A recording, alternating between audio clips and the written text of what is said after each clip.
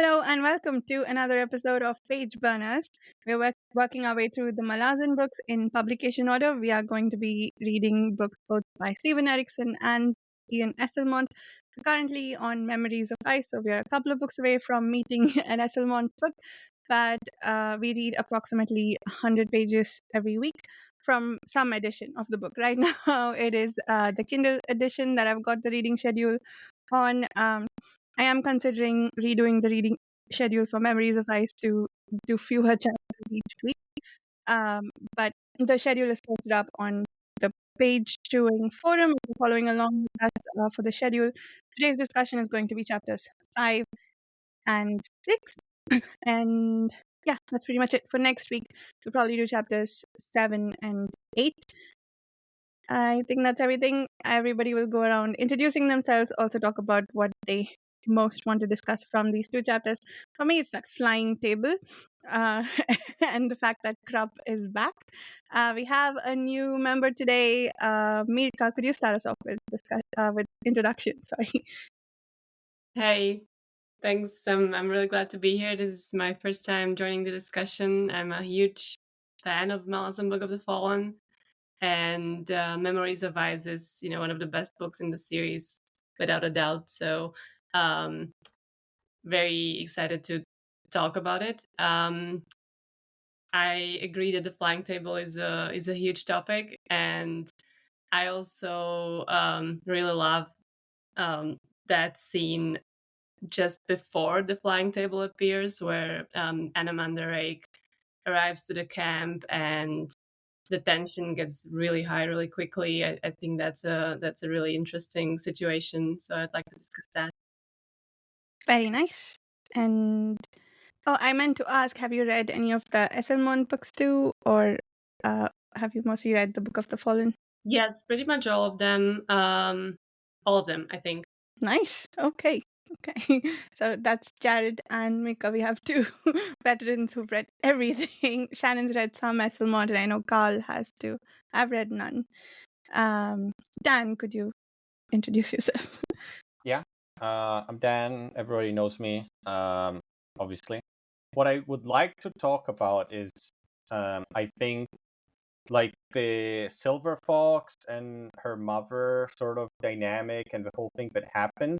Because I remember when I was reading it the first time, that was one of the more interesting topics. Then again, dynamics and things that happened. So I want to know what everyone's thoughts were on that. Yeah, that is a very interesting thread. And Jared. Hey, He's I'm back. Jared. Yeah, I'm popping in today. All right.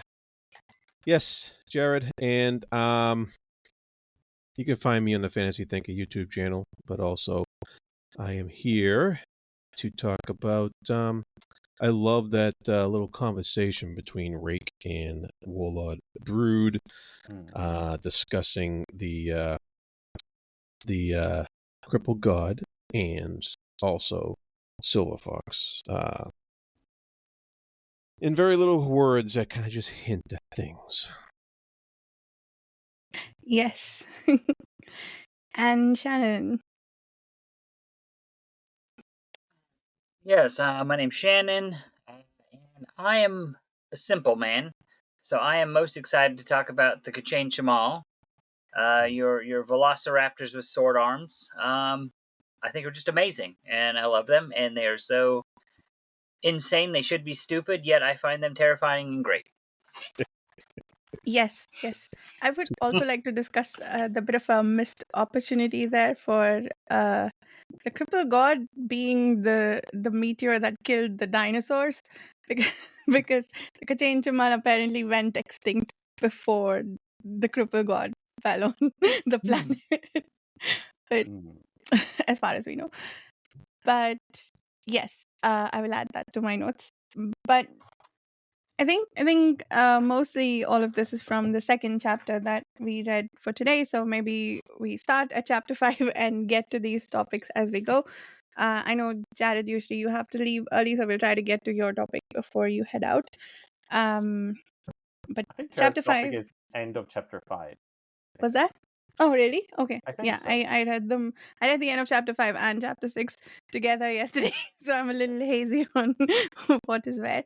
But I think if I remember correctly, this chapter starts with Talk again. Talk and Tool and Lady Envy and all our Seguli friends.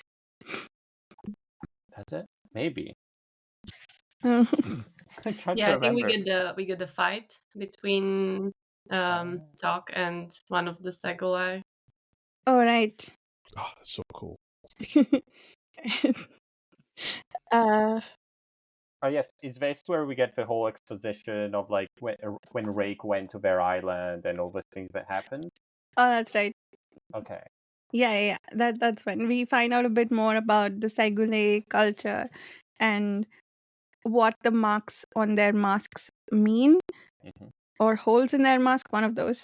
And so we find out that the second of the Segule are here, and their agenda also has something to do with this Panion Domin seer as well. Apparently, he's been sending priests to their island to try and convert people, and they're not happy about that. That's so, right. so they want to come here and pick a fight with him over it. It's kind of funny. He just wants to.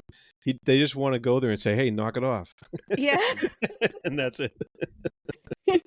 I mean, And we know everything they're with good at picking yeah. fights. So they're like, we will cross the ocean. I don't know where they came from actually, but we will cross the ocean to come tell. Yeah, it's an island, right? Yeah, so they have to cross the ocean. That makes sense.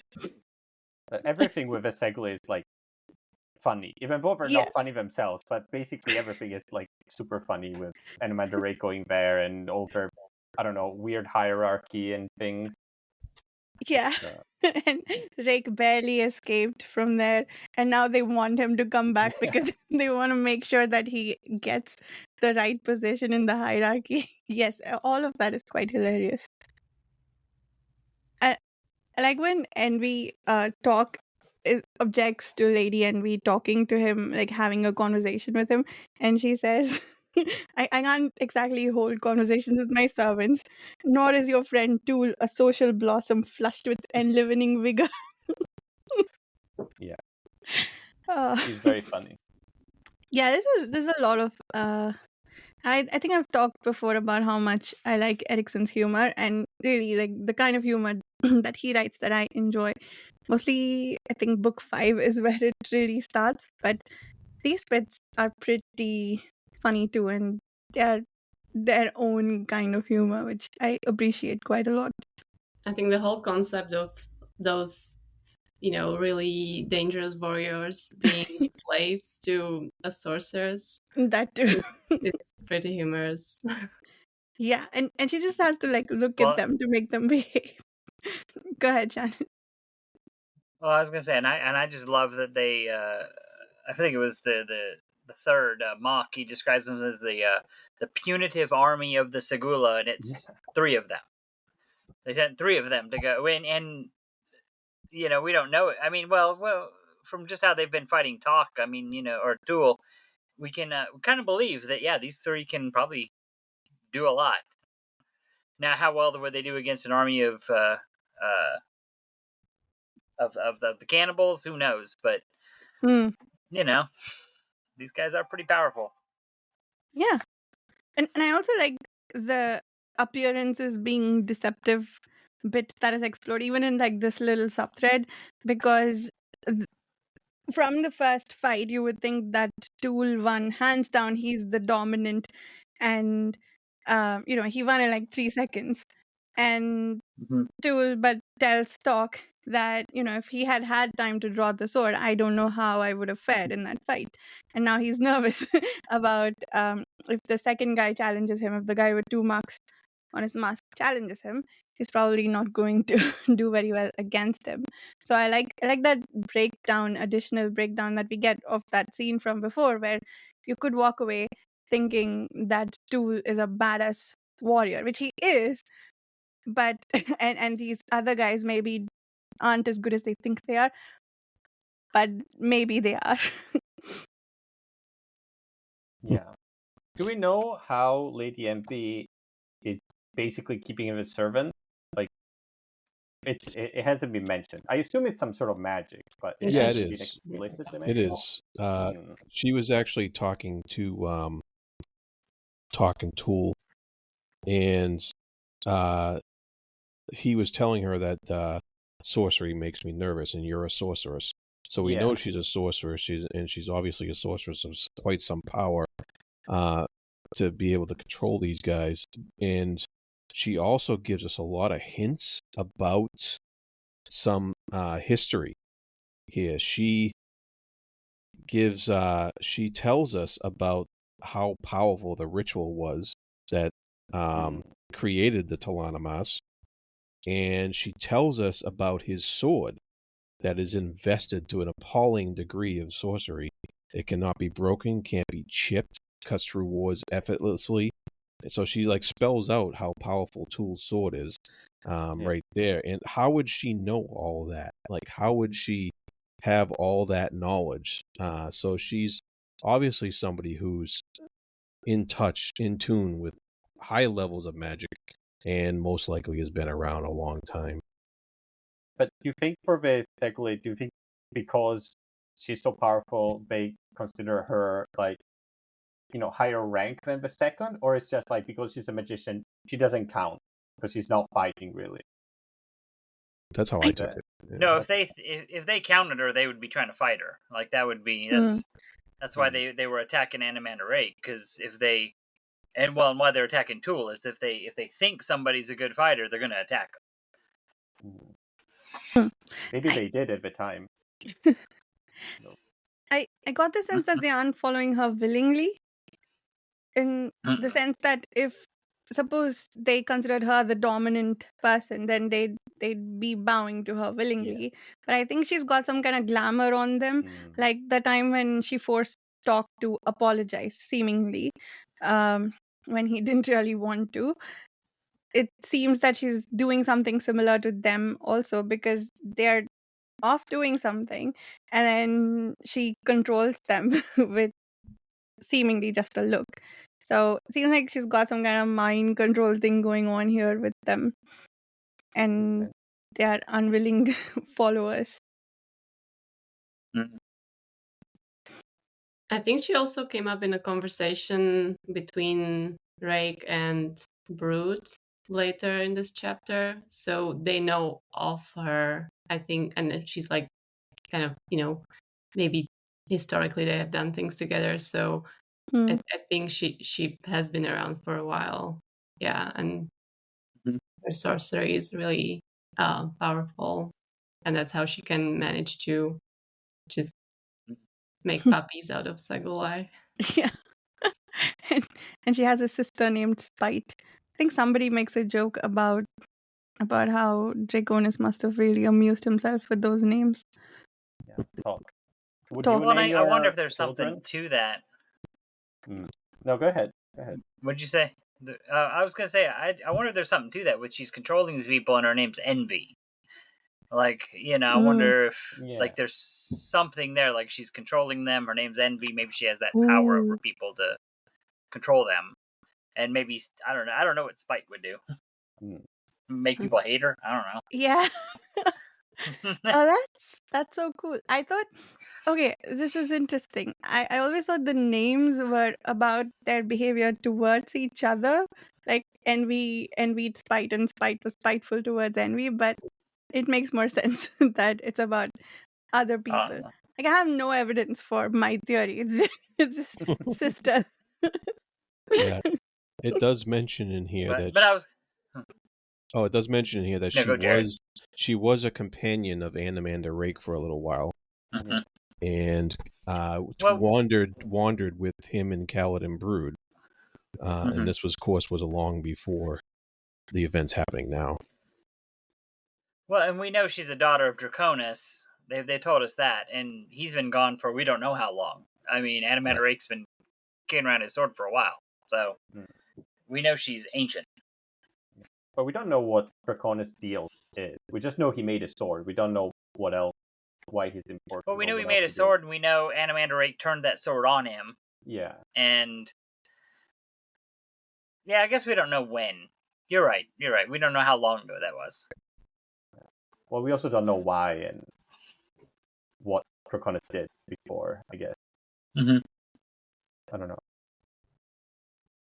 But interesting dynamic, I guess. I don't know. I don't know if I would call my children bad, but yeah. It does remind me, And there's like a spite. meme post of like, oh, I'm gonna call my children like anger and something else, and I'm gonna put one, treat him badly or something, and the other treat him nicely, and be like, oh, they're gonna be like really bad children, but the dynamic is gonna be really interesting. They're going to be Well, funny to read about. Dan, Yeah. I mean, Dan, I named my daughter Wrath. She turned out just fine. So I don't know what your problem is. Very. I mean, some people these days are giving both children like fancy names, like Khaleesi and other things. So Oh, I wouldn't. interesting. I don't know how well it's gonna turn out for them, but Okay. Have any? Does They're still anybody pretty else? little. Does anybody else here read XKCD? The drop tables. sometimes. The drop tables name thing. Anyway, I'll move on. That'll teach you to Yeah. sanitize your databases. Anyway, Oh yeah, it does. It does say right here she ensorcelled them, forced to serve Okay. her. mhm. Yeah. Right in chapter 5. Yeah. I have to say, I don't like her very much. I don't know how you guys like her chapters, but she's just so mean. Oh yeah. Yes. She's a horrible person. Yeah. I love her, but she's like a bit like a villain, but like a charming villain. Mm. I agree with Dan. I think she's got a lot of charisma. Maybe it goes to that NB name. I don't know, but she's got charisma. But she is bad. I mean, there's no arguing that. She's controlling these 3 Segula, and yeah, we don't know how else this is gonna go for 2 letting talk. And Shannon and Dan, she's controlling them too. Yeah. No, and in mind, she's just, That's why they like her. I don't know. She's just so similar to the lady character from the Black Company that I love it. It's like I don't know. It's hard for Oh, me. Yeah. lady. So you kind of Yeah. have to like her because I don't know. she's I'm like- pretty sure that Erikson had her in mind when she wrote it. I don't know. It sounds very similar to me. That's an interesting idea. So yeah. yeah. I like reading her character, but I don't like her. She's so far not proven to be very likable to me. I agree. And also, I think Dog is really likable, and like Oh yeah. her being mean to him specifically, I feel very, very protective of Dog. Yeah, that totally makes sense. She's just flirting. They're just flirting. Not being mean. But she's not seriously flirting. Like he can't take her seriously. Well, I mean, you don't know. She's not seriously They're not flirting. endgame. That. Well, I don't know. Yeah. Spoiler alert. Anyway, then she asked them to draw up a bath to keep them busy. That was funny. And then wait, do we? Yeah, Night Chill. There's some discussion about her in this. Yes, when Whiskey Jack asks Quickpen to summarize, and they bring doom and gloom about Night Chill, and whatever's going on with Baran, and Whiskey Jack tells them to watch him closely and interfere whenever they think that is necessary, which is nice. I mean, I'm happy knowing that Whiskey Jack sort of got Baran's back, you know. Well, it's also in their best interest, I guess. In their best interest, yes, but yeah, you're right. Like it feels like we are protecting ourselves as much as him, but knowing that Whiskey Jack is the origin of this request, and that Quickpen is who's tailing Baran, I feel comfortable. Yeah. We're nice people. Yes. Something else that I seem to recall during, I forget where it came up. It might have been in the little bit of a history lesson that NV gave them, but the Queen of Dreams that they keep swearing again at, or like calling upon when I think they did that a lot in the first book, maybe the second book, was apparently someone that Animander Rick used to hang out with / date. Yeah, that was an interesting tidbit. Not that I know what to do with it, because I still don't really know who the Queen of Dreams is. So Envy talked about how her, Animander Rake, Kaladin Brood, the Lady of Dreams, and Osric all traveled together as a party. And I think, and I feel like Jared, you can correct me if I'm wrong. Is this like some of like Erikson's role playing? Like was these people? Good question. I'm not sure about that one. But I think Erikson's talked in the past, like this was some of the stuff that they role played before writing the books, was Animander Rake and crew going on adventures. I could see that. But yeah, so I wonder if that Osric guy's ever going to pop up again. Don't know. Probably not. Probably not. Probably not. Probably never hear about him again. So, yeah, and they talk about a lot of things. I think this was one more of those. I forgot how much information is in this book. There's some discussion about Dragnipur too in this conversation between Whiskey Jack and Quickpen and Mallet. And we also find out that Nightchill's Warren is the Warren of Darkness. I don't know if that becomes relevant later. But yeah, she's apparently remote and cold, and and I guess Quickpen doesn't yet bring up what he knows about Burn. That was last chapter, right? When he went to that old witch person and talked about why Burn sleeps, which I think we encountered again in that conversation between Brood and Drake. Mm-hmm. Yeah. That mention of Nightchill in that conversation, I think is really interesting, because I think it's the Quickben who says there were other Nightchills before. And Yes. this character repeats in history. And I mean, even after reading all the books, I still don't quite know who Quickben is and how he became who he is. So I always wondered if this was a hint of, him being there in all those previous ages and, maybe encountering Nightchill. That would mean he's very old as well. Interesting. Or one of his souls is, I don't know. There is an explanation for Quickpen somewhere, but I don't remember where it is, so I don't want to give anything away. I feel like it might be in book 4, so I'm biting my tongue too right now. I think the thing that you guys are thinking of is probably in this book, but I could be wrong. Okay. But we know why he became powerful, let's say, but there are some things about him that we still don't know at the end of the 10 books.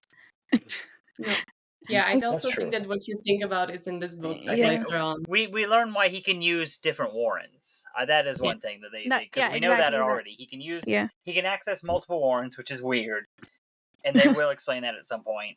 Yeah. Other than that, I don't know. But that doesn't mean him remembering all those previous Nightchills, or maybe not remembering. Maybe he just read about them. Who knows? Yeah. Yeah. She seems to have used. Sorry, go ahead. He says that she appears in a lot of histories. The name appears again and again, and he was wondering if it was the same one or not. Mm-hmm. Yeah. So this section is from Quickpen's point of view, if I remember correctly. Yeah.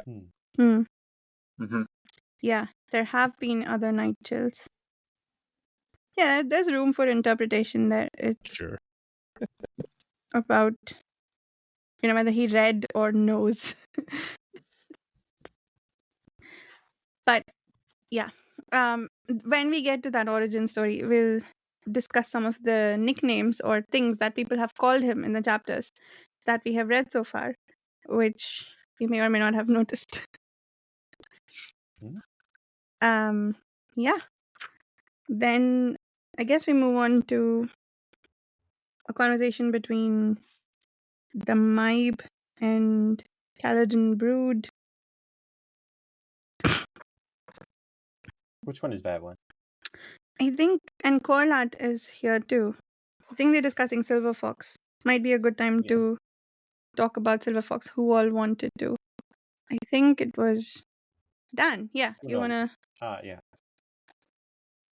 I don't know. It's just interesting because like she's sort of taking her life, her life force, and it, at least to me, it was kind of connected to our discussions for the sci-fi book from last week, because we talk a lot about motherhood and being discarded and used up, and in this case, it's like actually like physically what maybe some people feel like. They feel like, oh, my children just it's like, oh, they use you because you sort of spend your time and your money and everything as they Parasites. grow up, and yeah. But in this case, it's literally like they're taking her life force, not just like sort of figuratively. So I don't know. It's like I don't know. I would, if I would see that, I'd be like, that's kind of evil, I guess. You know what I mean? But she's good, I guess, because she's on the side of the good guys, it seems, the way she's written and everything else. But she's doing something really terrible. I guess she has no control over it. So who is actually guilty of it? Is it just that T'lan Imass as a culture that are guilty of it? Of this crime? Or The drawing of the life, you mean? yeah. I mean, it seems that the necessity for it is because the T'lan Warren is dead and she needs to draw life from somewhere. I think, in fact, that's the conversation they have right now about why she's sucking the life out of out of this woman. But I'm not sure if she knows, because that she's the reason why her mother's aging, which seems, for a child growing up as quickly as she is, that seems somewhat unobservant of her.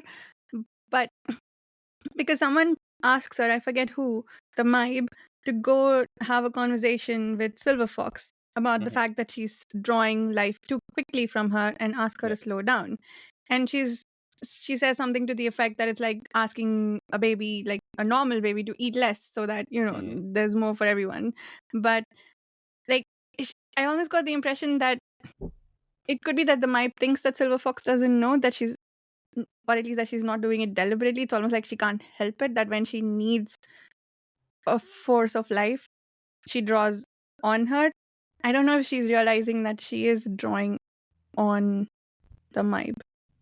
Well, there was when Silver Fox and Maib went to the discussion with everyone else, they say it then, and then she's shocked because I guess she didn't know before, but now she knows, right?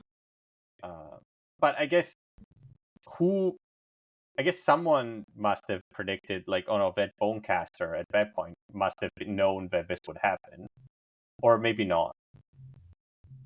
I think they had no idea. Like in the scene in Gardens of the Moon, they weren't even sure what the outcome of that sorceress ritual they conducted at that time would look like, because somebody one of the people who did the ritual, they said that she's going to have two souls in one. And now they think Belladin is here too. Yeah. And they keep looking for him, are unable to find him. But she's such a mishmash that they weren't sure what the end product would look like. I don't think they had any idea that she would draw upon her soul. I mean, they did get her consent before. I mean, does it count as consent? They brought her here, and I hear this. You will now give birth to this child. But doesn't she say that she didn't know this would happen or something? I thought that she said something like that in this chapter. Who? Like when Maib says she didn't expect this to happen or something, or it would be like this. I thought she said something like that. And at the end of the chapter, basically, to give birth to her, but then not the rest of it. Yeah. Because she is like so. At the end of a chapter, she's like basically despairing. She wants to kill herself, right? And I do like that part.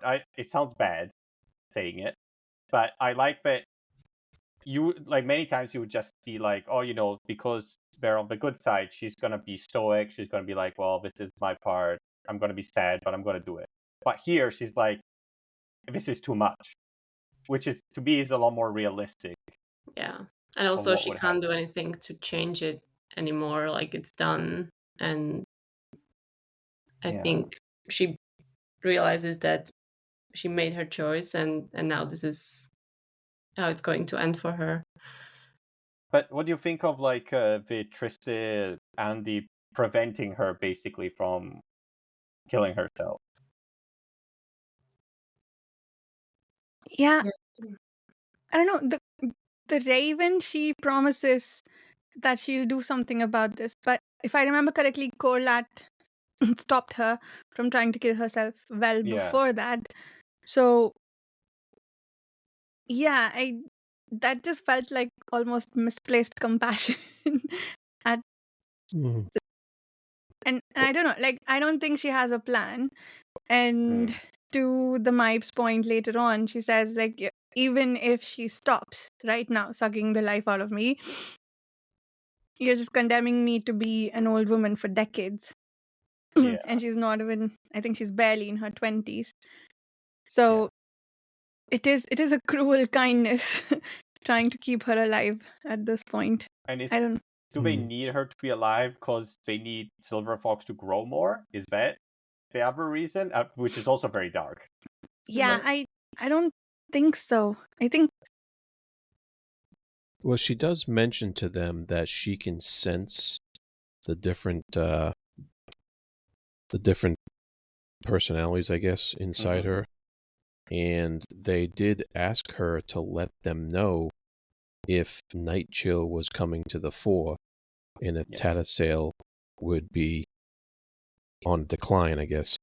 So maybe they want to still use her to know what's going on with Silver Fox.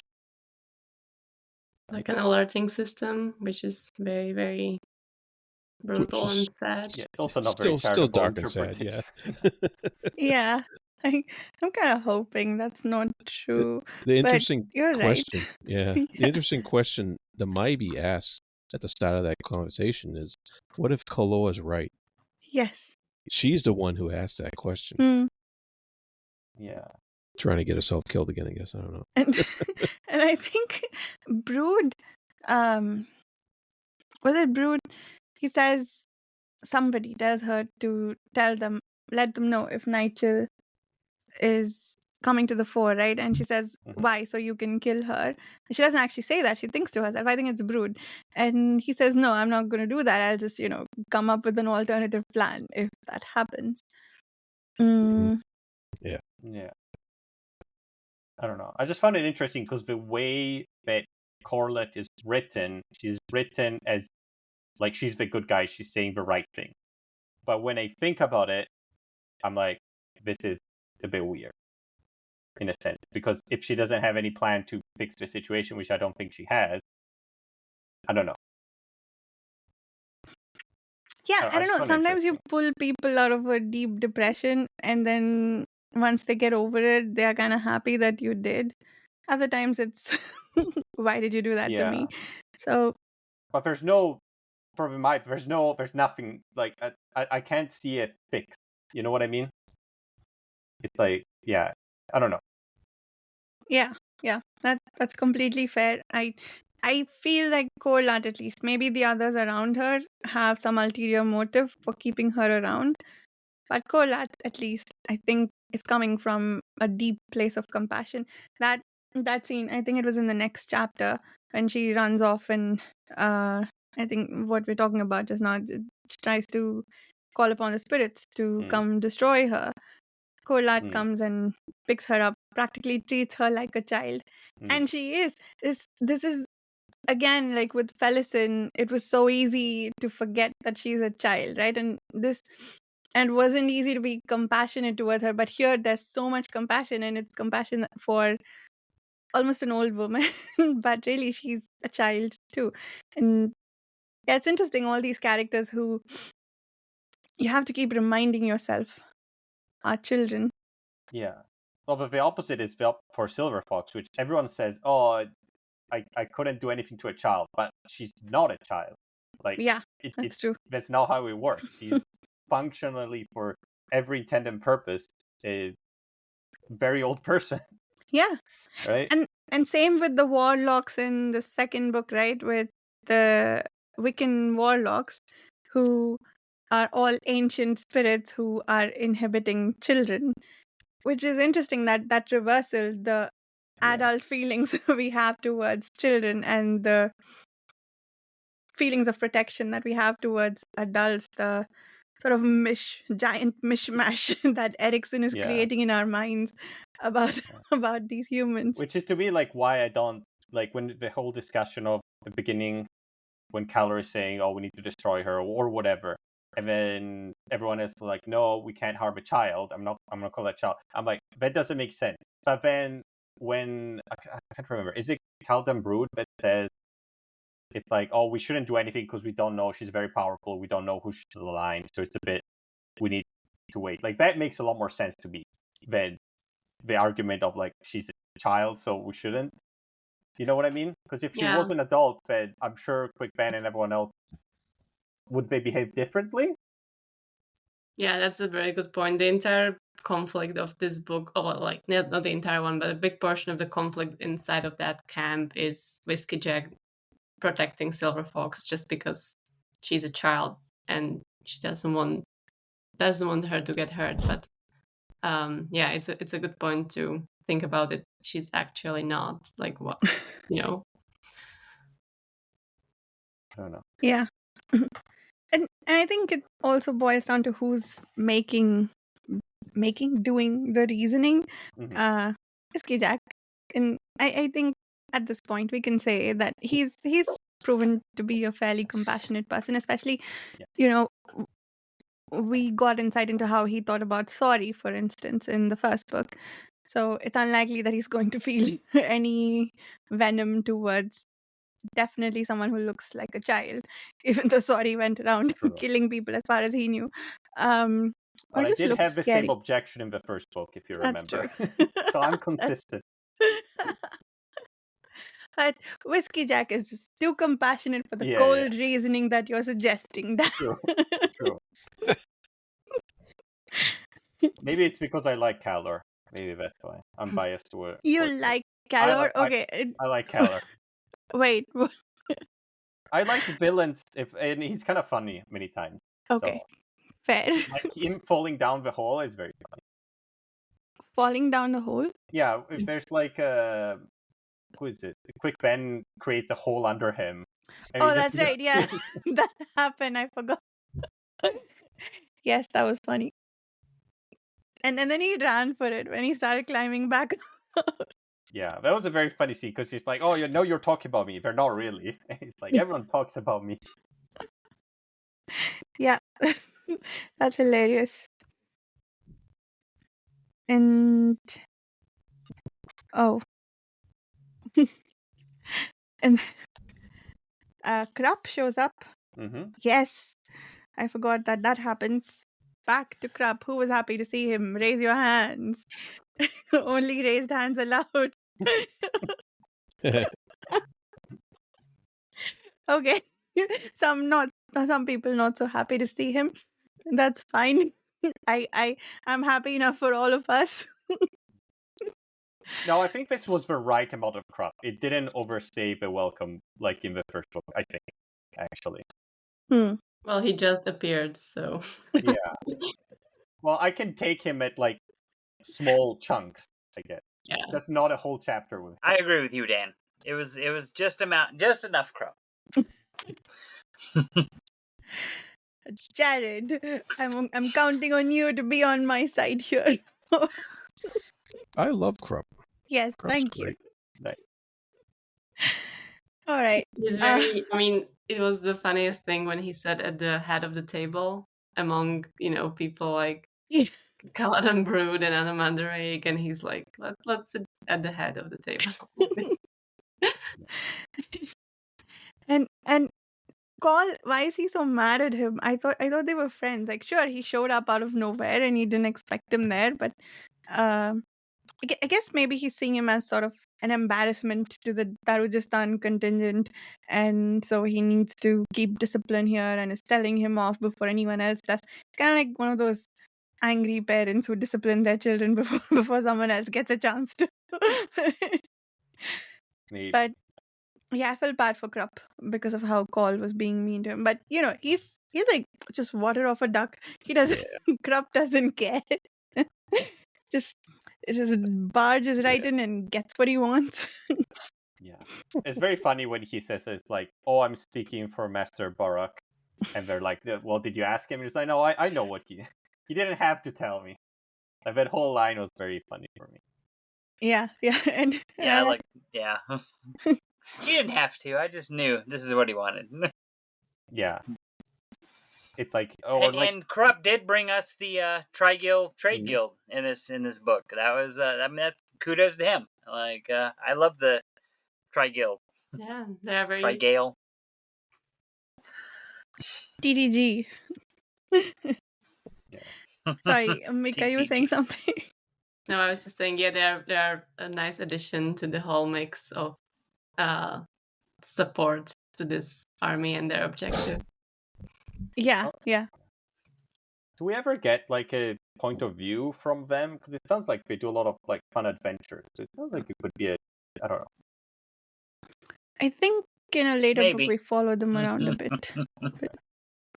Seems too good of a setup, I guess. Yeah. But yeah, that was fun. And they're talking about how can we cross bridges and everything's broken, and Krupp's like, I have a way. And the Trade Guild. It does always take me a second though to remember that this stuff is like before book 2. Because it just automatically feels like, it's after, but it's actually before. Or in parallel, I guess. I don't. Yeah, in parallel, I think right now we're probably still before. Maybe later in the book we'll catch up to them. Wasn't there like the reading of the Deck of Dragons in this chapter, and they said, it was. Kalam is the assassin of House Shadow. Wouldn't that mean that it is not before, but like kind of at the same time? I guess I'm a little bit confused about the timeline. It's the reading of the deck is kind of fortune telling, so I mean it could be before, but yeah, they do. Yeah, I actually have it written down here. So here's kind of an overview of it. It Obelisk dominates. I don't know what that means. The Soldier of High House Death to the right. The Magi of Shadow, which this person said was the first time they saw it, was maybe meant a grand deception was at work. The Captain of High House Life, and this person said maybe it holds hope, but it was shaded by Hood's Herald. And then finally, the Assassin of High House Death, which was a new face, and then a couple paragraphs later, they identified as Kalam. So that was the whole reading. Did they say that? I thought they said at some point like, something is starting in Sever Cities, but it hasn't started yet, or it's just at the beginning. Yeah. That's why I thought. No, but if in Deadhouse Gates, also the uprising starts during the book. Yeah. And Paran has news of Felison being sent to the mines. That's where the book starts. So we're at least slightly concurrent. Yeah. With and at the beginning of this book, they mentioned how Seven Cities was getting ready to erupt. But we don't know. I mean, and we're on a different continent, so who knows? I mean, it could have already erupted, or it could be still coming. Like, they don't have TV at this point. They don't have the internet. Just dinosaurs with knives, undead dinosaurs with knives. Yeah, but because we've already read everything that happened on the other side, it feels like we're going back in time, right? Because we already know what. Yeah. Well, since they're just getting introduced to the Tri-Guild, I do think that puts this past, because we know that Dujak sent the Tri-Guild to help out in the last book. So that would put what we're at right now as earlier than that, because Dujak is just learning about the Tri-Guild that happens at this towards point. the end of the second book. So it could still be. They're probably they overlap at some point, and they're roughly parallel. But yeah. Yeah, I think we already know that they are parallel because Paran knows about Felison being sent to the mines. Yeah. Yeah. You should have Uh, just done like a 20 point of view, sort of exactly parallel. interleaving. Yeah. I bet someone's done that. Perfectly chronological. Yes, this happened in this year at this time. Yeah, I'm sure someone has an actual chronology of Yeah. everything correctly put in order. And after this, is this where we talked about the deck of dragons, Mhm. and then the giant flying table happens about this time. Well, it was in this chapter, right? Yes. Paran gets told that his bridge burner stole the table, and then he makes the four of them bring the table back. Yeah. We knew that there were several more that stole it in the first place and got the heck out of that tent. But instead, now there are only four people, and they say, "Can we ask some more people to come help us?" Like, no, I think they need their rest. We're leaving early. That was brilliant. Well, it was their idea, I'm pretty sure. So. Yeah. They made promises about how they can cheat the game and win all the money, right? Yeah. And then they failed at it, and now they're seemingly doing a test run of how they can successfully cheat at this, maybe, or something. I That's don't what know. they wanted to do. That is what they wanted to do, but they had to return the table. And then Krupp was attached to one of the legs of the table as the table came flying up. Because before we get into that, I think we should probably talk about Kaladin Brood and Anamander Rick Well, I before wanted to Jared ask has to about leave. the table, though. Like, Hmm? do we know where the table comes from? Like, where did Calden Brood get it? Oh, yeah, Fiddler and Co. made it. And sorry, Shannon, do you want to tell? Yes. No, you're saying it right. Yeah. They made it. Yeah, Fiddler and they made it as kind of like a deck of dragons on a table, and then the Mott irregulars stole it, and Now it they stole it. became Kaladin Brood's map table, and then now they stole it back, and now they're having to return it. Okay, I see. And now it became a card itself. Yes. Oh yeah, and now it became a card. Yes, Becomes a because card, yep. Silver Fox painted Paran's face on it. It's an Was it her? unaligned card. Really? I think I missed. Yeah, I think she told Paran that she painted it, if I Oh, remember correctly. Oh, I missed that. Yeah, Cool. I didn't know that. Cool. I seem to recall that Yeah, I she thought the did face just showed up.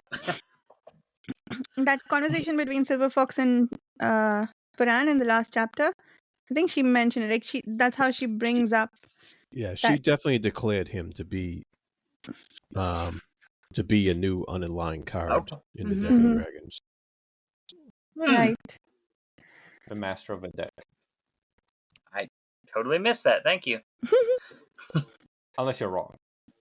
Unless I'm wrong. Yes, In that that's case. all. There's always that possibility. Yeah, I don't know if Silver Fox painted it herself, but she told Paran that he was on there. I don't know why I assumed that I don't know if I assumed that she painted it or if she told him. I think I may have concluded that just from the fact that she knew of it. I'll see if I can find it. But yes, let's do Kaladin Brood, Anamandere conversation, then we'll come back to that giant flying table. Yeah, what I like about the conversation is, it just gives us some more information. They realize that Burn is dying, and they realize who it is, and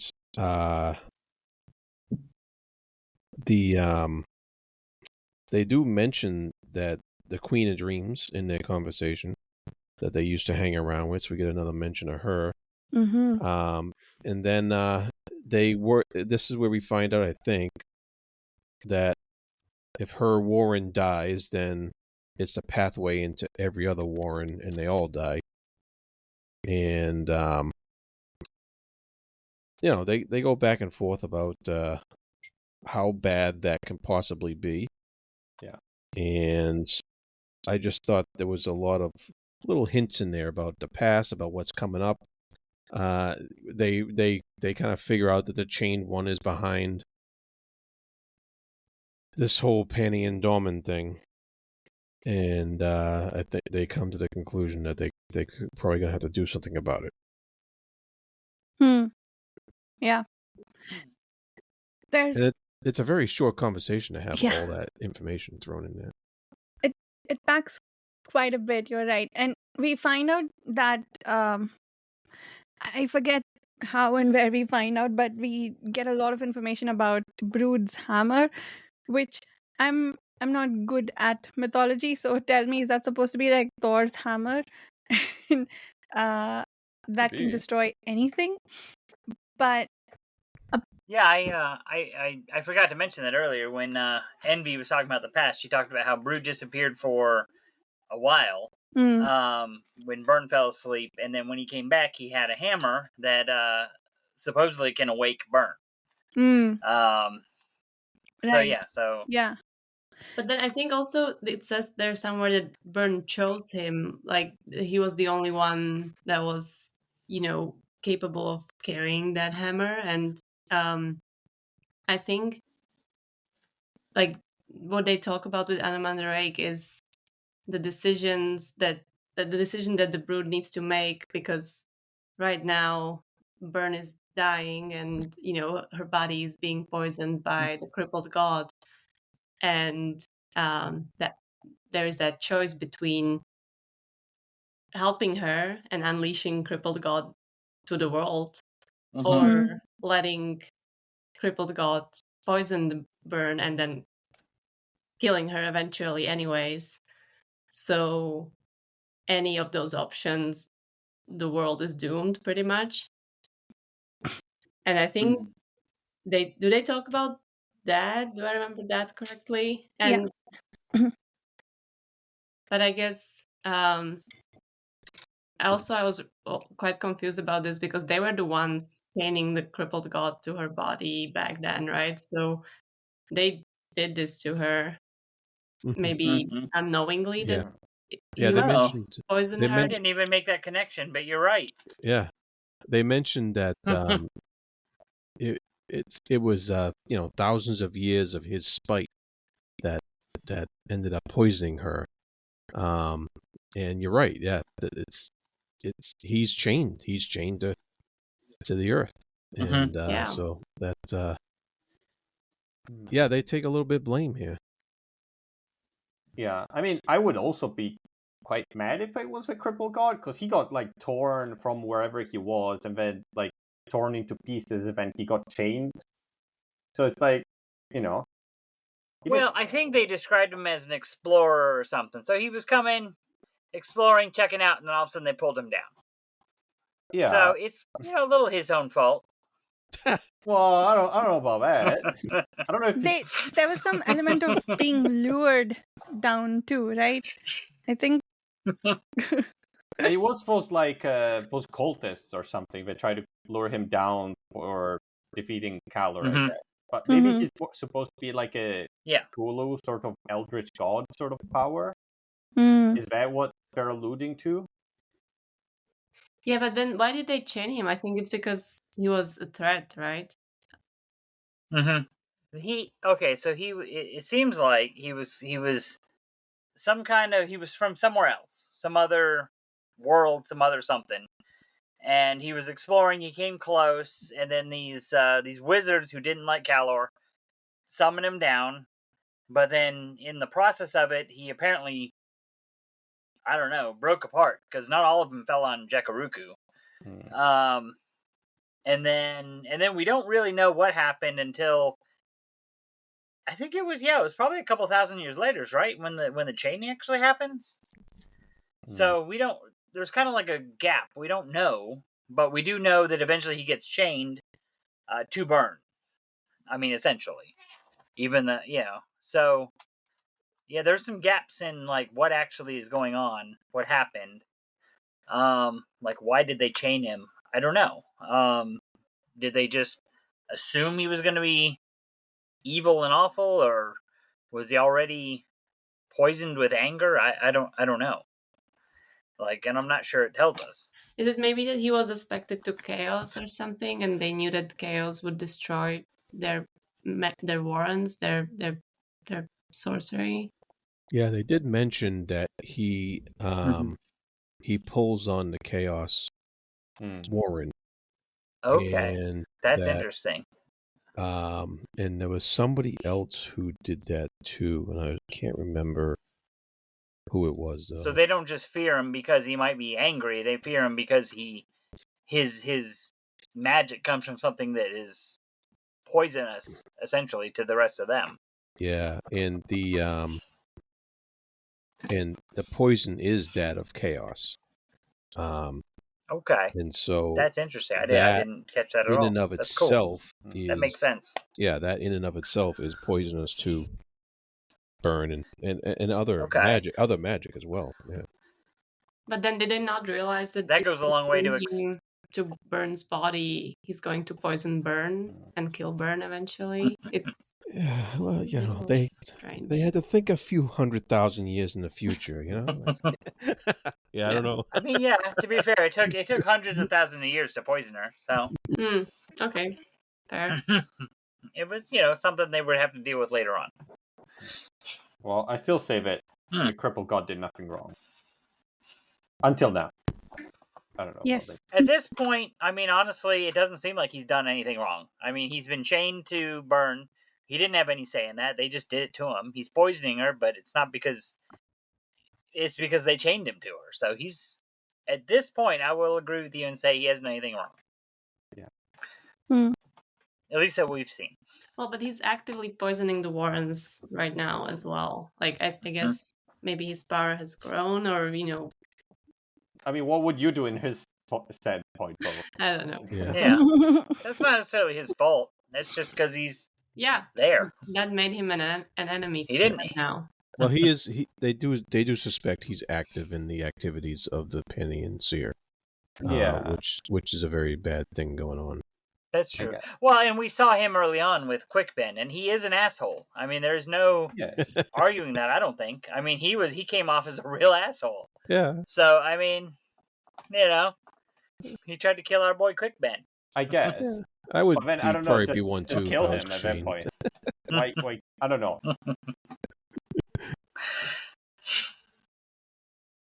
Yeah, I agree with you, Dan. It seems like all bad things happen to him, and now he wants vengeance, and they don't even want to let him do that. Because it would kill everyone. Yeah, but I mean, what's the solution then? Yeah. The most powerful bit in that conversation for me between Drake and Brood, was it between them? Damn it, I don't remember who said what. I just remembered things like vague notions. But they talk about how Burn doesn't care which of it is, right? Like if she survives, she'll just start over.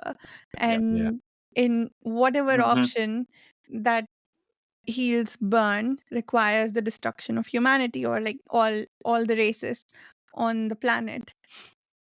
Yeah. And I think she doesn't want to die, though. I think she needs to be free of Crippled God. That's true. Yeah. And that's why they said Caladan refuses her. He refuses to break the chains because it would kill the world. I was going to say, yeah. So is that why Caladan hasn't freed her yet? Is because at this point she would just wipe out everything because she'll be all right. Nobody else will, but she'll be all right. Yeah. The Crippled God will probably go on a rampage. Sorry. Is it a parallel to like global warming? And be like, well, Earth will still be there, but will still be dead. Right. Yeah. And there's and we talked before about the parallel with climate change because of the rising temperature or something that burns fever, right? And I guess there is a certain thread about it's fine if humans die, Earth will pick up again and carry on, right? It does feel a little bit like that. Like the races on the planet need the planet more than the planet needs them, or doesn't need them at all. But yeah, I think there is an element of betrayal there too, right? Because Quickpen finds out about this hammer and then thinks that, Kaladin Brood, the spirit of Burn, was made into that hammer, and then Brood turned around and refused to use it, which I think maybe the contract was, I'll give you this hammer and you use it to free me. And he's like, screw that. I'm not going to. Yeah. Yeah. Cool. That was a good conversation between two very powerful people. I did wonder that scene was also interesting because I don't think we were in either of their heads, which is unusual for just Erikson's writing in general. I think we're always from somebody's point of view, or in their head, or at least looking at a scene like from somebody's point of view. But in this one, I don't think we were in either head. True. Cool. All right. Cool. Thanks, Jared. See you next week. Bye-bye. And yeah, so then back to the table and Paran's journey into the Azath Houses. That was cool, right? I love the tie back. I think it was Silver Fox giving Paran the lecture before about how the houses and the holes and the Azath houses are all tied together, and the Azath houses.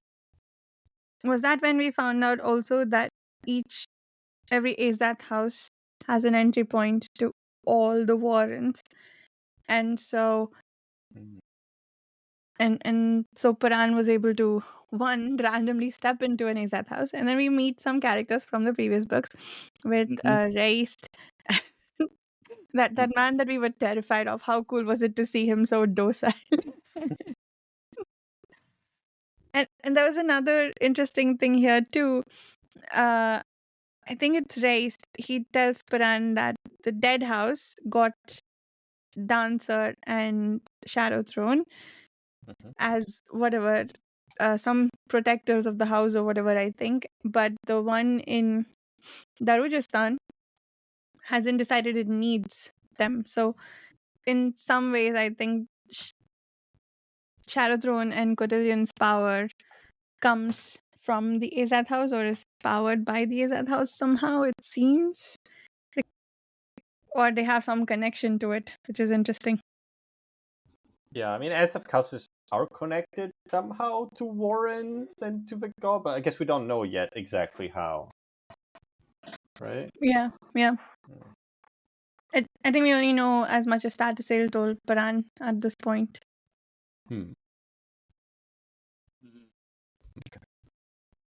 Well, we learned a lot in chapter 4 about how, the Azath houses seem to represent the houses of the deck of dragons. But there's also something more, because during this, Perrin seems to find his way to the some kind of the beast hold or something, which isn't in the House of Dragons, or the deck of dragons, but it seems to be. I think he describes it as what the Imass worship before they did the whole ceremony and became T'lan Imass.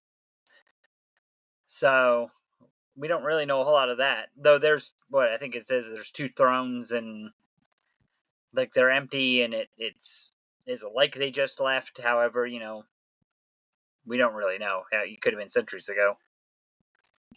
Yeah. I thought that was really poignant about how the T'lan Imass outlived their gods, and maybe they even contributed to the death of their gods to a certain extent. And is this where we also find out that the T'lan Warren did not exist before, that it was created by the ritual itself? And before that, I guess the beast hold is what powered the Imass. Before, that was the Warren of the Imass.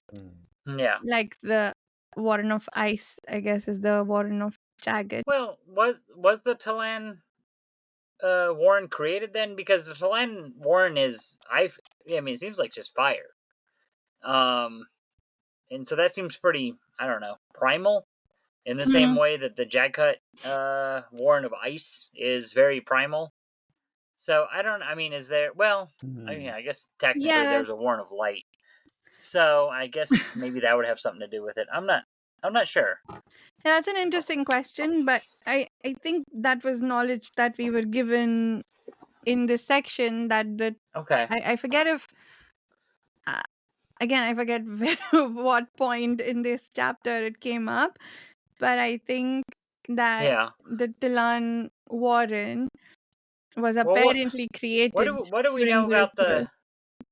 No, you're probably right, because I think what we know of the primal kind of Warrens, there was dragons, darkness, shadow, and light, and then and ice, and then I guess the sixth one maybe around would be this one, the T'lan, the fire, right? Hmm, Hmm. maybe. I think that's kind of what's been described so far. And then eventually there's all the ones that the humans can use, Hmm, which came along later. yeah. I don't know where I know this from, but I thought the T'lan Warren was shattered by the ritual, and there are like different versions of it now.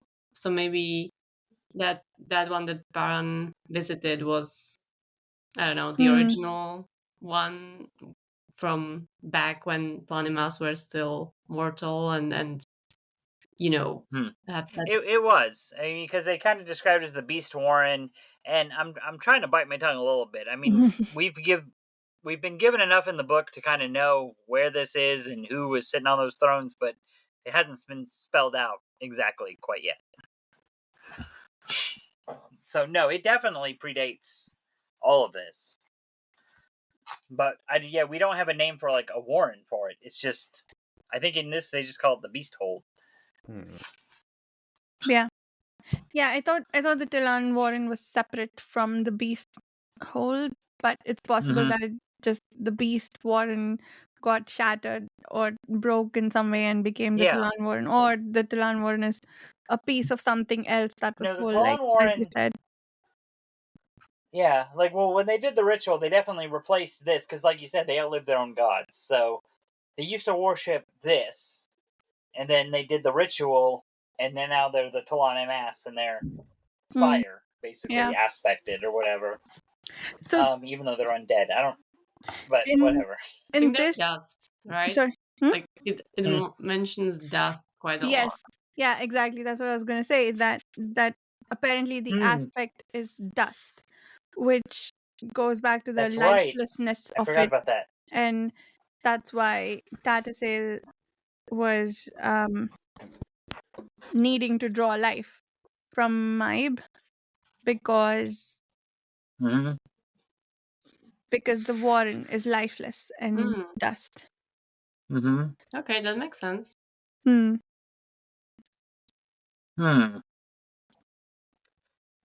Yeah, there's a lot of interesting lore that I kind of have to like bookmark this chapter and keep coming back to it as we learn more about the world. Well, here's a question. So we know Silver Fox is the first living bonecaster in, I don't know, 100,000 years or whatever, since before the whole Imass thing. Wouldn't she be pulling on this hold? Because wouldn't this be what the before Imass T'lan be pulling on to be bonecasters? That's true. I don't know. So I see what you're asking, I think. So I believe the what she tells us, the conversation between Maib and Kaladin Brood, it goes something like this, and that was pretty brilliant too. That people draw life from, I guess, their history, and she and I guess all their relatives and so on. It was sort of a metaphorical drawing of life that she was talking to, which is now translating physically for Silver Fox. But the support system and their background, history, etc., everything that they have is what they draw life from, which Silver Fox doesn't have because the T'lan are all undead, and she, the Maib, is her only family, and that's the only person she has access to. So yeah. So she should be pulling on this, but she's not because of this break Maybe. that they Yeah. had. Yeah. because and I'm kind of in my back of my mind, I'm kind of thinking of Kilava, who we met in the prologue, Tool's sister, Right, and I'm thinking she yeah, was a bone caster. She would have been pulling on the beast hold. that's true. But yeah, maybe maybe because of the gap, that's why we got the maybe or maybe happening. Because then there's nobody on the throne here. You know, when Perrin goes there, there's nobody there. It's empty. It's, you know, so because of that, maybe that's why the situation with Mabe and Silverfox is happening. That there's nobody there on the throne. Yeah, Yeah, that makes sense. yeah. There's nobody there. Like, it's empty. Like, yeah. Maybe there's no power left, or nothing to support the drawing of it. Yeah, I don't know how warrants work very well. So we should keep reading, and we'll get the answers here, right? Yeah. Agreed. I found the quote to support my inept summary. It's bloodhound lives. What? Bloodbound. Jeez. Bloodbound lives are the web that carries each of us. They make up that which a life climbs from newborn to child, then child to adulthood.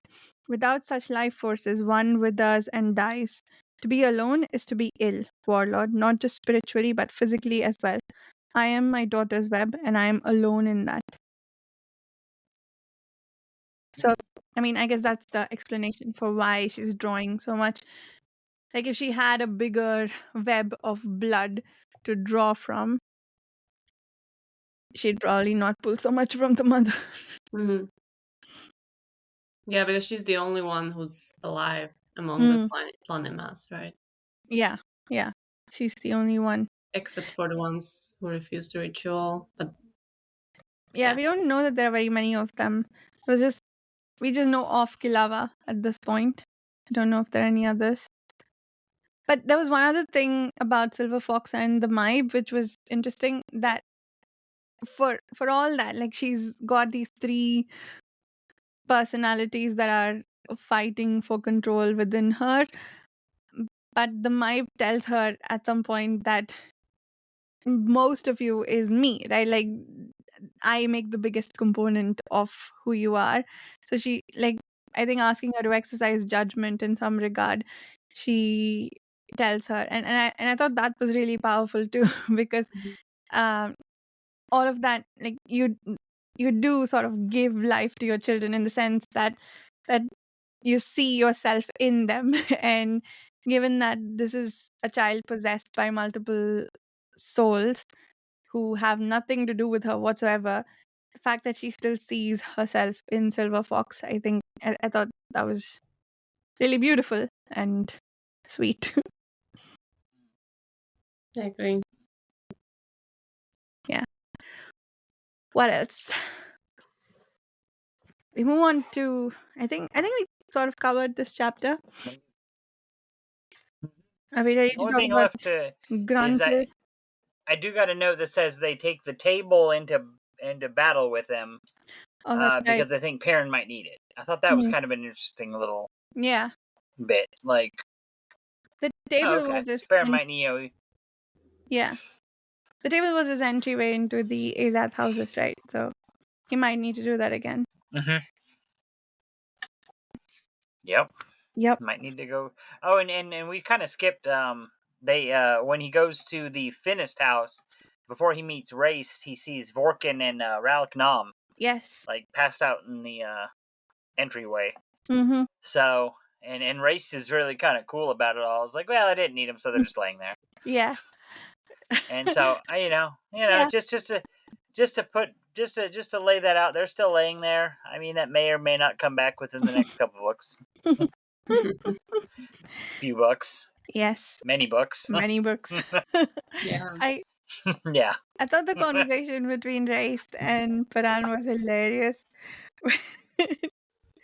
It was good. I loved Race. Like, I love Erikson's T'lan, or not T'lan, the Jaghut. Like, they're just so dry. Yeah. Like, and their humor is so dry, and it's just, And yeah, like this is the first time I think we really see it Mm. with Raced.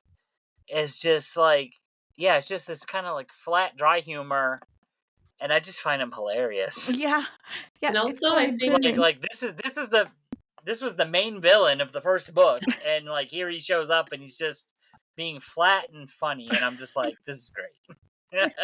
and Paran matches Well- that dry humor perfectly as well. Yeah. I think Paran Mhm. is himself very, very funny and has a great sense of humor. So that Yeah, whole yeah. conversation between them Agree. is great. Yeah, he's certainly able to hold his own when people are being funny, mean to him, or just mean to him even. Yeah. Like how he deals with the soldiers too, right? I think we talked in Mhm. earlier episodes about how Paran has been finding it difficult to find respect among his soldiers, and I think what he did with the table Mhm. has certainly earned him some. Now they will take him more seriously. So yeah, But now he's the master of the deck, right? that too, yes, Whatever that means. Mhm.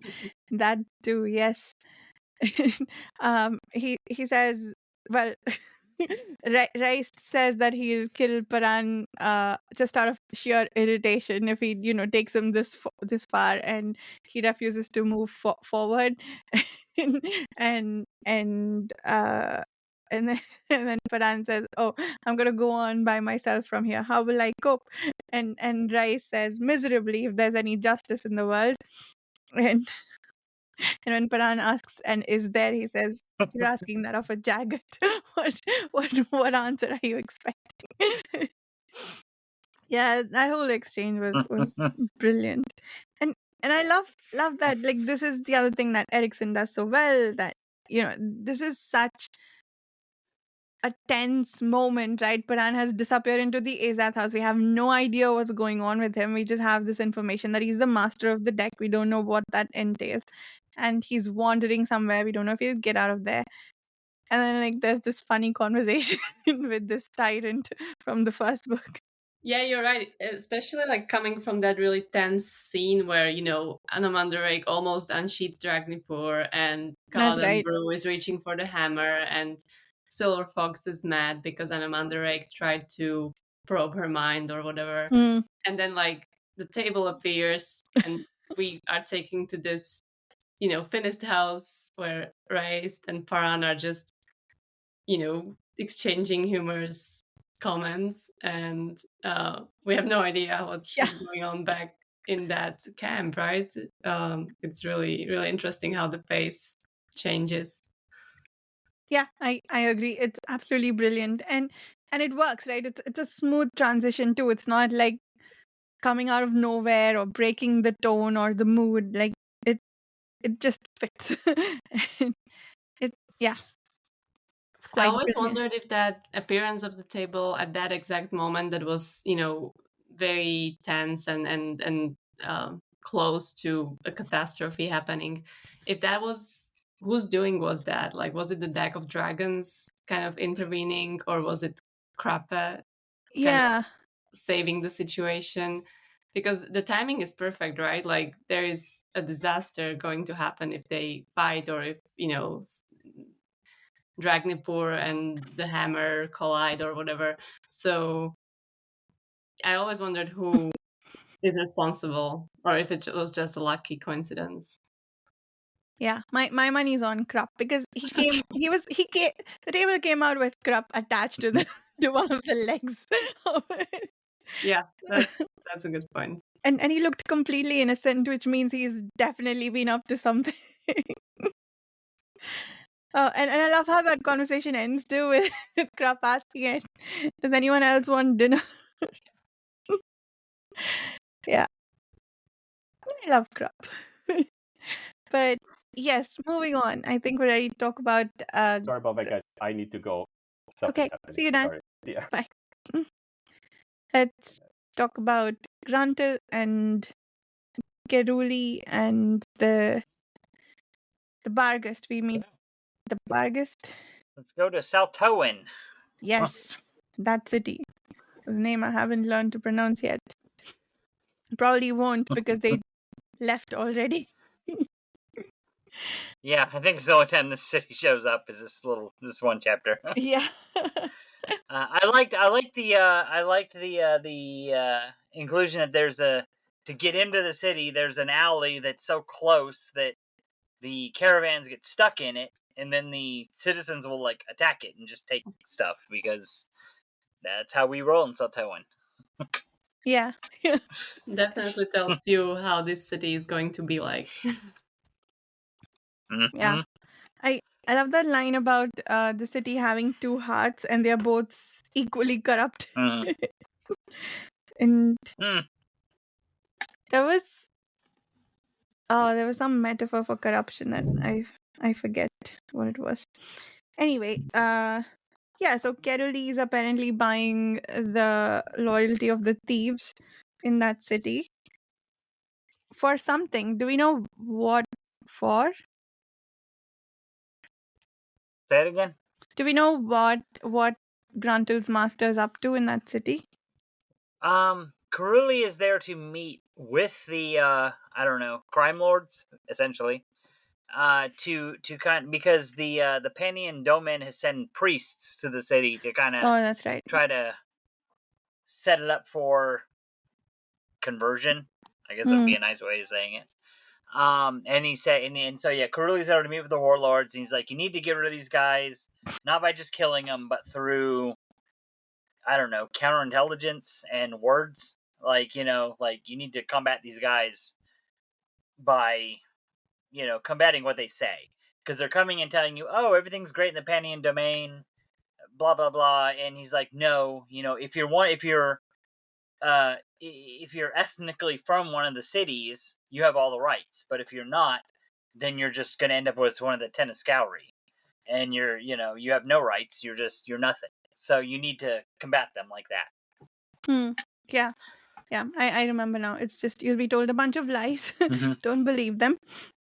And spread the word for us. Nice. Yeah. Yeah. And then we move on from there and they find out bad things have happened to Bocklane and Corbel Broach's wagon.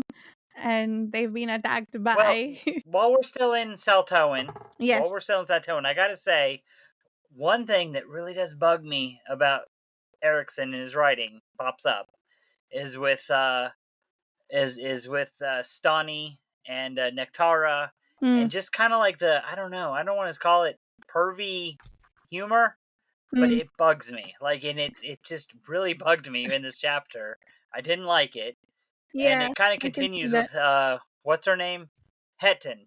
When Hetton shows up, and she sleeps with Gruntel, and then she sleeps or maybe sleeps with Harlow. What's his name? Harlow. I don't know. That, I gotta say, is the first time I'm kind of like, this bugs me about the writing. Like, I just didn't like it. Yeah, like it does I don't a know. little bit sexual at times during Yeah. series, Yeah. maybe unnecessarily. So I don't know. I guess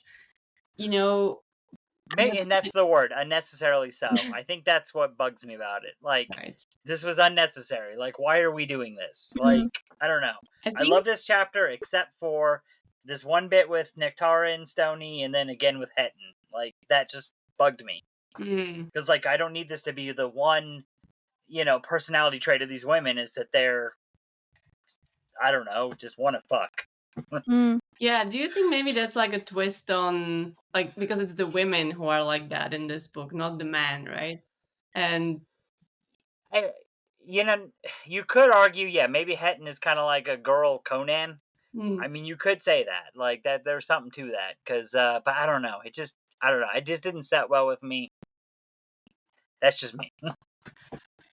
Also, I think maybe, like, Erikson tries, like, so that every character has something, like, Krappe is brilliant and weird and likes space trees, and then Hetton likes sex, and that's just her thing, right? So, like, I guess when you try to give every character something, you might need to go there as well. I don't know. Yeah. Yeah, I think I sort of agree that the scenes made me a little uncomfortable, but I'm trying to think about the reason why they could have been included. Maybe I don't know about the Stunny Tara scene, other than to maybe I'm establish almost some a kind little of more okay with the character. Hetton thing. Yeah, yeah. Yeah. Other than to maybe establish Sonny is some just kind of character. like hateful to everybody. Like, but that's Stani's character at this point, is that she's just kind of hateful. Like, Yeah. which I kind of like her, to be honest. Like, I don't know. Like, yeah, she's kind of awful to everybody, but I kind of like her. But yeah, I don't know. It just seemed thrown in. I didn't care for it. Yeah, yeah. Hetton I can kind of forgive more because, like Mirka pointed out, yeah, maybe that's part of the character being built in. Yeah, it could also be sort of a culture thing, right? That he's maybe exploring. I don't know. But it Yeah. feels like a culture that's maybe more free with sex than what Gruntle and maybe the readers are used to, and that I don't want to say representation. I don't think that's the right word, but maybe exploring the freedom in being like that, perhaps. Yeah, I don't know. But overall, I with Hetton's character, I went from feeling icky to, oh, that's funny, over a short period of time. But Also, when you kind of consider that Yeah, overall, I liked Hetton. Sorry. Sorry, yeah. Say it again. I was gonna say it's also interesting when you think about the fact that she's covered in mud, in like Yeah. a sticky, And slicky grease. mud, Yeah. grease. Yes. So then, like, And the grease. Yeah. Yeah. Yeah. I guess grease is the right Yeah. word, not the mud. And- Yeah, but yeah, that gives the visual even Mhm. more Yeah. picture. Yeah. It feels very animalistic, doesn't it? And yeah, I know Erikson explores cultures that are considered maybe savages and like makes us look in at them in different ways. This I don't know, maybe this is one of those. But moving on, the Boccaline and Corbel brooch wagon. I mean, I celebrated a little bit when that broke down. I mean, I don't really have reason to hate them, but I was like, yeah, these people were a little too sure of themselves. And then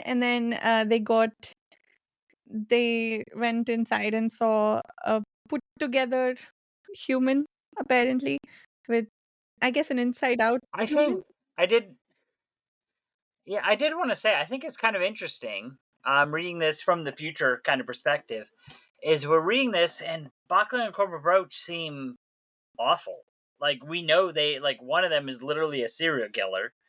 You know, that was in Drujistan and then in Saltoan. And we know that there's going to be short stories about these guys in the future. And it's kind of like, huh. Like, am I going to want to read about these guys? Like, they're awful. At least, I don't know. At least one of them are. Which one's the killer? Cobble Broach? I can't remember. Yeah, I think so.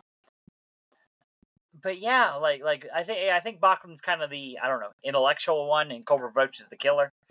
But yeah, I just think it's so interesting the way that they're setting that up in this book. And then I think, you know, from our perspective, the next book we're going to read is Blood Follows, which is one of their short stories. Yeah. I've been thinking about that too. It seems what's interesting though is that their awfulness is really highlighted. Like Emancipor Reese is that like, it was a choice between staying at home with my wife and hanging out with these guys. That was funny. And I think maybe that's kind of a tease to these short stories, is we kind of we meet Emancipator Reese, who we kind of already, I don't want to call him an everyman, but like, yeah, he's going to be our kind of buffer, maybe, or potentially could be our buffer between Bachlan and Cobra Broach, and, you know, I don't know, our feelings. We'll see Emancipator Reese, which is the everyman thrown into him. Yeah. Yeah, exactly. I'm kind of hoping that Emancipor Reese is sort of the main character in those books, or at least in some of them. We'll see. I am looking forward to those. Everyone talks about how funny they are. But You've never read any of them, right? no, none of them. Have you read any, Okay. Mirka? Well, then. I think I read one. I don't quite remember which one, and I remember I wasn't that impressed. But maybe if I gave it another chance, it would be different. I'm curious to find out. Yeah, we're reading in publication order, so Blood Follows will be next after we finish Memories of Ice. So that's something to look forward to, I guess. Yeah. But right. So I'm trying to bite my tongue. Some of them I really like, some of them I don't. We'll get there when we get there. We'll get there when we get there. So we find out what attacked the wagon. Wait, before that, we find an emptied former grave of the Barghast people.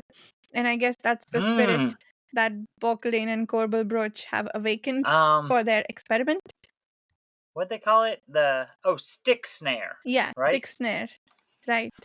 So we learned that the Barghast bury trees upside down over bodies to capture the spirit, and then they call them stick snares, and that's what Boklane and Corbel Broach, I guess, had stopped to see when they were attacked. Yes. But yeah, I thought that was the stick snare thing. I thought was really interesting. I'm really sorry Steve's not here. It reminded me so much of Hairlock, of right? his favorite character. Yeah. Yep.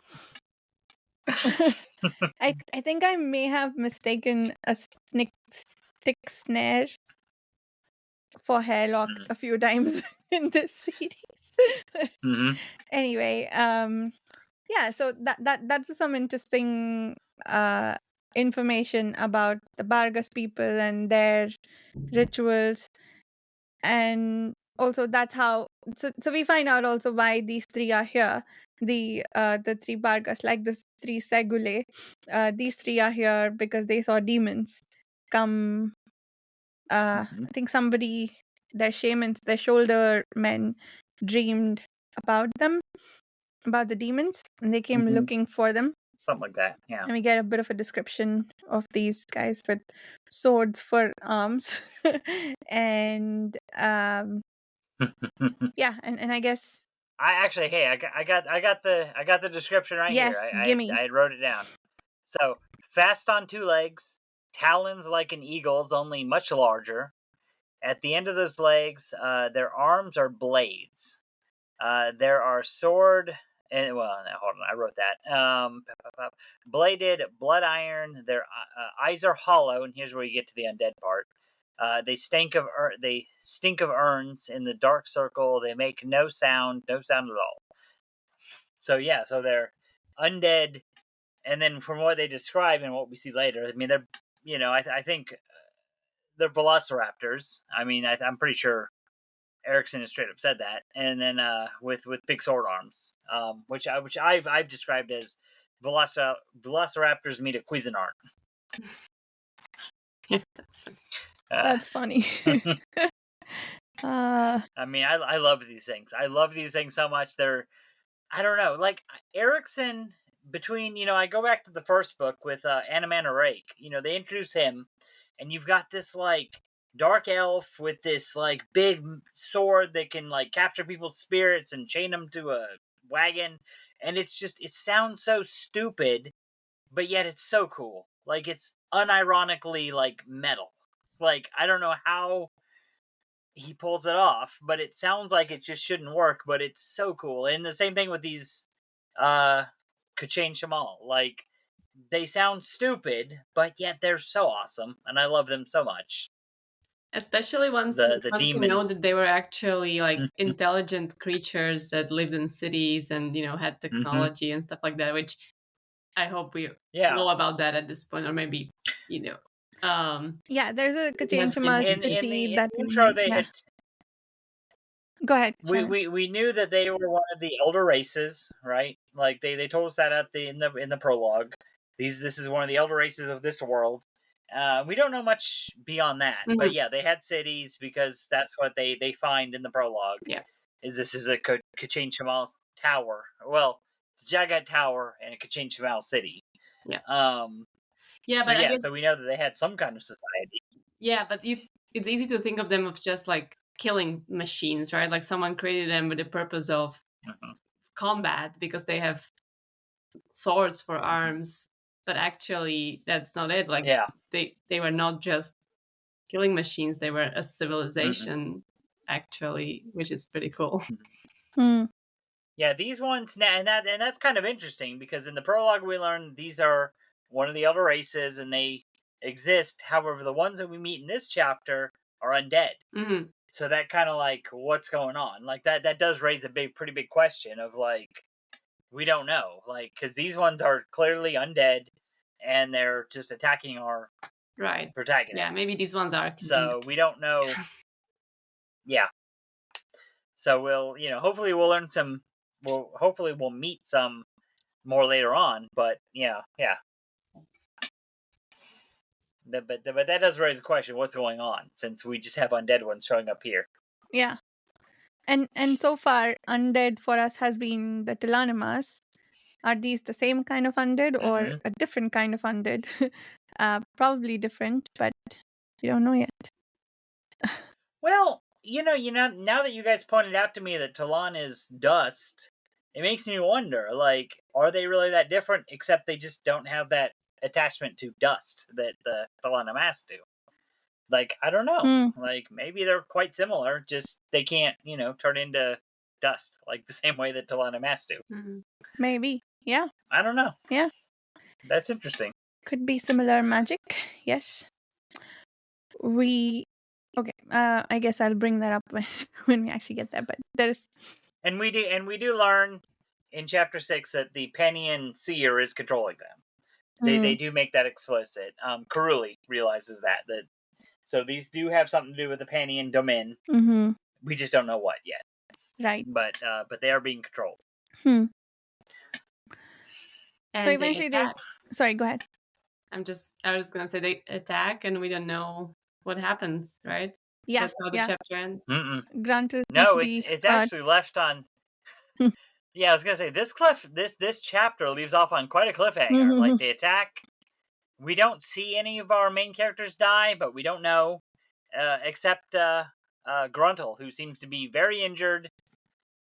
But it just leaves off. And I'm like, oh man. So you guys are welcome for not reading on, because I actually wanted to keep reading. I'm like, man, this was a hard stop point. Yeah, it really is. But I'm trying to remember whether we actually pick up from this, and if I remember correctly, we start in a completely different city in the next chapter. Most likely, yeah. That's kind of that's the MO of these books. Next chapter should be somewhere else entirely, and then we'll catch up with Gruntle in maybe a chapter or two. Yeah. So reading on was not going to be rewarding. Well, at least for this the answer to this question. So I think that's that for chapter 6. I'm so sorry, Mika. I realized that we didn't talk about your topic, which was Anomandaric's arrival to the camp. Did we? Yeah. No, that's fine. I think we mentioned it. I guess I mostly wanted to talk about the table and like the events following. No worries. Okay, nice. Yeah, I think the arrival itself was not as important as what followed. Got it. Okay, makes sense. Glad we managed to cover that. Was there anything else that we should discuss? Any other interesting events in these chapters? Well, I did want to point out we kind of skipped over it. So Krupp shows up as you were very excited, but not just him, but all of our Darujistan boys show up. Murillo's there, Cole's there, and I forget his name, but Chalice's father's there. I thought that was kind of interesting. Yeah, Diarl or Diariel, I don't know. Apparently he knows Cole, and they're all showing up. So we have basically all of our Darujistan people showing up. I thought that was really cool because I like Murillo and Cole a lot. I know you love Krupp, but I like the other two. Yeah, I like them all, but Krupp is my favorite by far. I love Fair the enough. reunion between Paran and Cole. Oh, and Chalice is apparently getting married. They do mention that she's engaged to somebody who saved her during the whole end of the first book. Yeah. Krupp is like, I'm sorry to have missed that feast. Oh, and speaking of love and relationships, we actually get the first hints of the Whiskey Jack and Corlat thing going on, right? I think there is something like... Well, Corlat keeps like staring at him, yeah. Yeah. And then I think Anamanda Ray kind of, or maybe Cloud Brood mentions something like, I can... You're speaking from your heart. Yeah, you're speaking from your heart or something like that. Yeah. I underlined that. Oh. Yep. And she doesn't disagree or anything. She's just like, well, yeah, that's why it's important, right? Yeah. So... Yeah. That was cool. Yeah, she says, I don't take those matters lightly, so you should take me seriously here. So... And looking at my notes, I realized I was wrong. So I said none of our characters died when the when our velociraptors attacked, but I was wrong. Hetton's brother dies. Oh yeah. We do see the youngest brother. What's his name? Netok. Netok dies. So that is, he's not really one of our main characters, but still attached to our characters.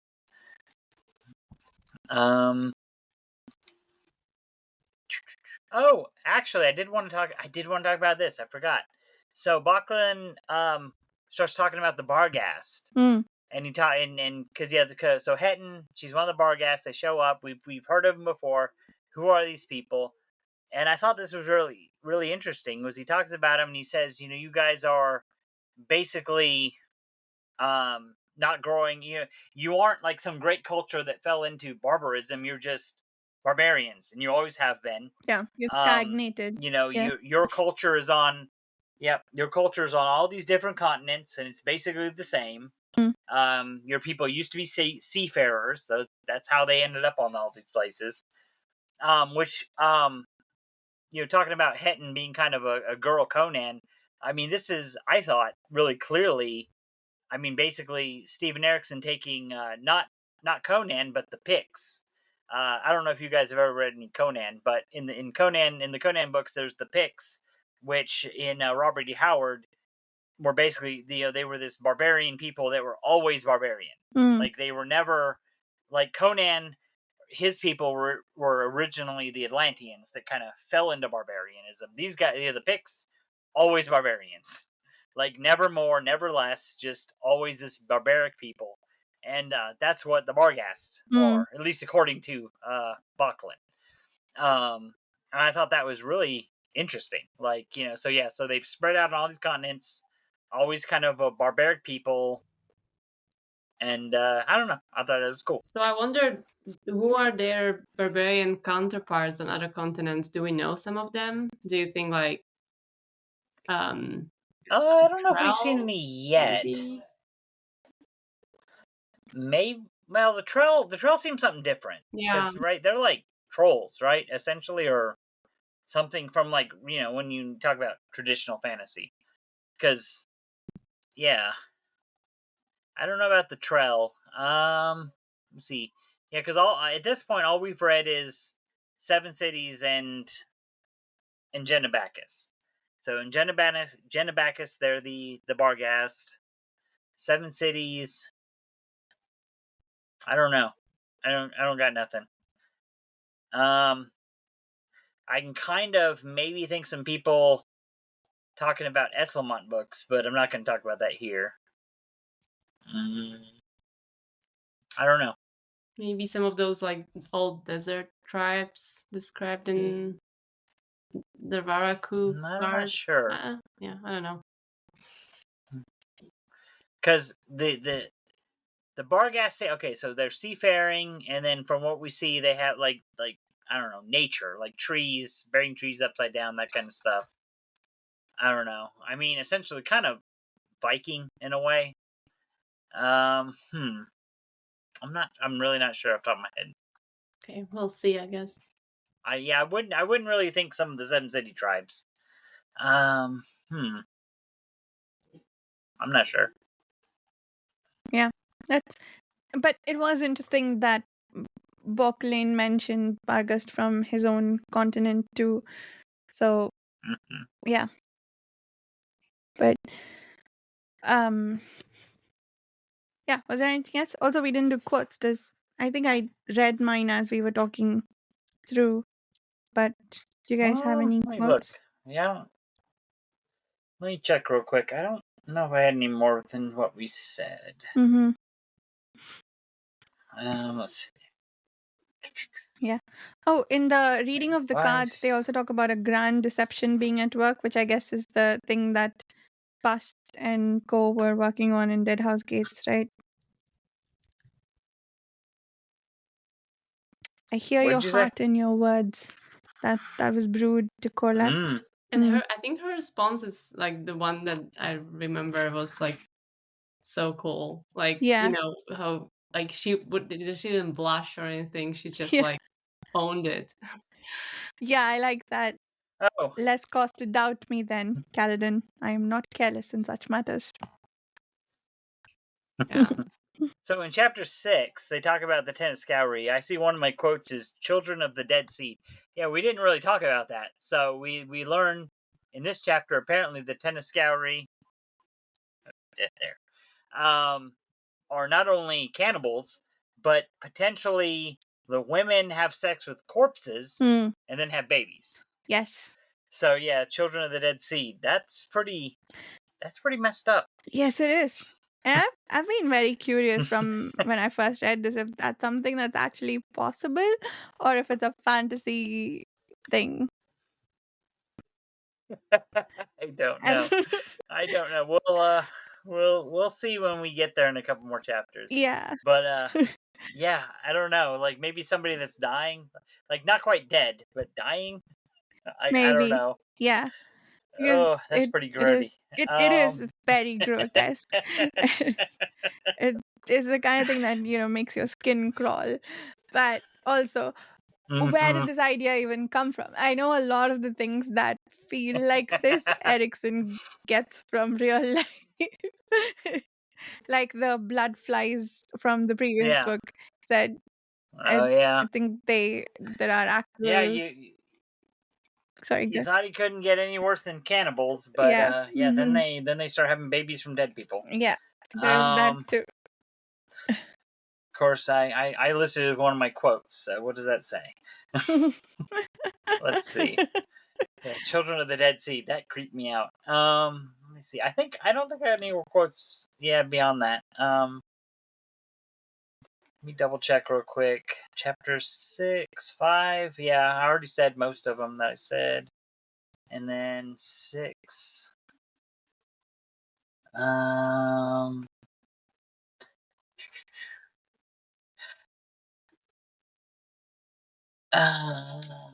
That's not really a quote. I liked how Carlo had pointed out he'd be shocked if Stoney had a child. I wrote that down as a quote. I thought that was kind of funny. Let's see. Chapter 6. Swords, the light blades are fused with creatures' wrists. That's just a description of the them. So yeah, no, I don't think I got any more quotes beyond that. I think my highlights continue to be for information rather than quotes per se. Ditto. Yeah. Cool. Yeah, both these chapters had a lot of information. Yeah, same.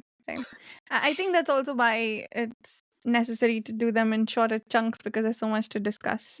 Maybe when the action kicks up, we will read more per week. But yeah, thank you so much for listening. If you're still here, we will be discussing chapters 7 and 8 next week. And we'll see you soon. Bye.